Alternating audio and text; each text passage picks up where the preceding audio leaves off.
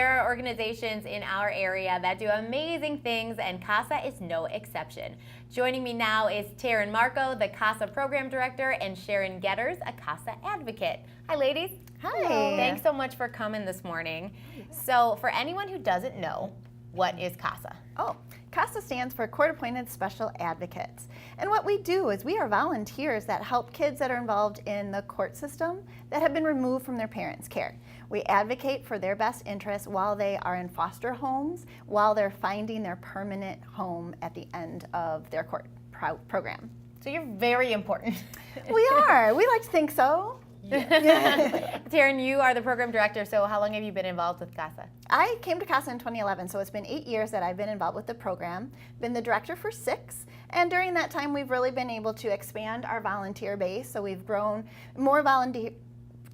and trained more volunteers to help more kids in our area. We have a lot of children in the Winnebago County area, and we are still growing to meet and match all of those kids in the area who need a volunteer's voice. So clearly volunteers make up the entire organization, so that's what we're going to talk about.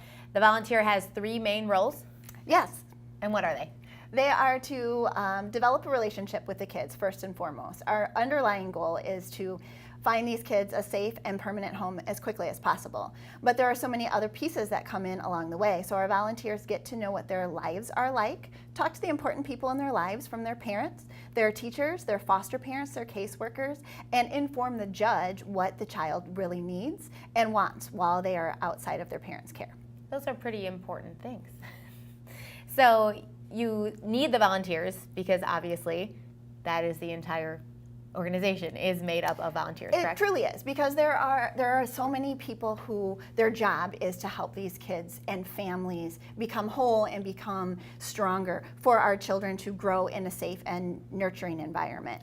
We have caseworkers, we have doctors, we have therapists helping children be strong people. But they are busy. They're focusing on making sure the parents get the appropriate care too. They're helping to make sure that the legal papers are filed in an appropriate manner. What our volunteers are able to do is one-on-one develop a relationship with each child so that they know what that child needs, what they want for their future, maybe what kind of program that they are looking for the summer so they will stay out of trouble and make good choices in the future. That's what our volunteers really can provide to our kids, is getting to know what a positive role model looks like and having someone come and see and visit just them. Which is why I can understand why you refer to your volunteers as advocates. Yes. They're advocates for the children. You have 120 volunteers and you're working on 200 court cases right now? Yes. That's a lot, which is why we love the volunteers, and we have one of them here. Yes. Sharon, what made you decide to be a CASA advocate? Well, just I saw the need for the children. You know, they have no one else to stand in for them. So I saw the need, and these children are our future. They're our community, and it's just giving back to the community, and we want the community to be better. How long have you been working with CASA? Well, I've been in the program for about 5 years, but then lapsed a little bit, and so I've been active the last 2 years. Okay, well, those are pretty important times that you've been spent Yes. with these children. What do you love the most about it? What I love the most is the reaction when you connect with the children. You know, when you first meet them, they're standoffish and they don't really know you.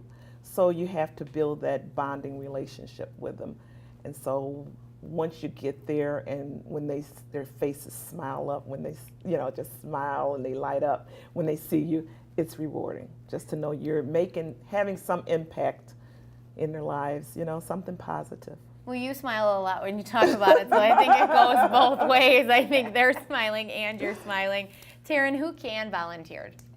On the minimum, anyone can volunteer. You do have to be 21 years old or older. We do have you go through a series of background checks, and then we train you. So you do not have to come into CASA with a special background or a special skill set.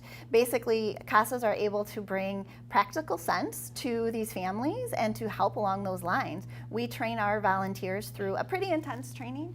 Yes. Sharon can probably attest to that, where we talk about all the different issues that bring our families into care, but then also the resources that are available to help our families become strong families for our kids. And if someone was interested in volunteering, where would they go? They check out our website. It's WinnebagoCountyCASA.org. All right, and speaking of websites, there's another website, or I bet you can get to it from this website. You guys are part of the Heritage Run this year. We are. We're really excited. This is the first time that we're the beneficiary of this event. It's 35 years in the making, so we are excited to have that coming up on April 28th. Okay.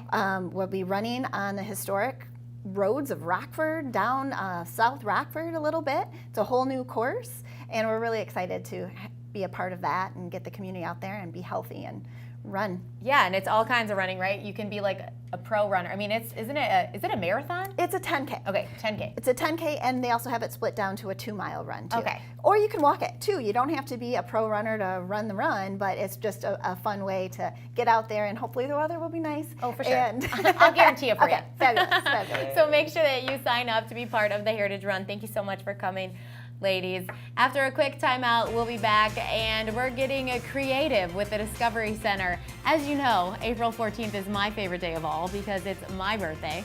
Also celebrating today, Sarah Michelle Gellar. She turns 42. Also this week, actor and director Seth Rogen turns 37 tomorrow. Chance the Rapper will be 26 on Tuesday. Wednesday, actress Jennifer Garner turns 47. And on Friday, actor James Franco turns 41. Happy birthday.